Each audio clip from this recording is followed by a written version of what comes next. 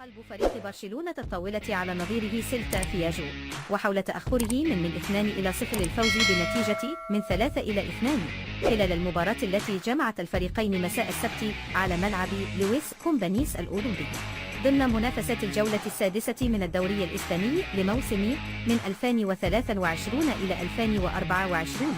وجاء هدف الشوط الأول الوحيد لسيلتا في جوف الدقيقة 19 عبر اللاعب ستران لارسن من خطأ دفاعي لفريق البارسا. وفي الشوط الثاني سجل سيلتا فياجو الهدف الثاني عند الدقيقة 76 ليسجل برشلونة 3 أهداف متتالية عبر روبرت ليفاندوفسكي هدفين في الدقيقتين 81 و85 وجواو كانسيلو الثالثة في الدقيقة 89. وبهذه النتيجة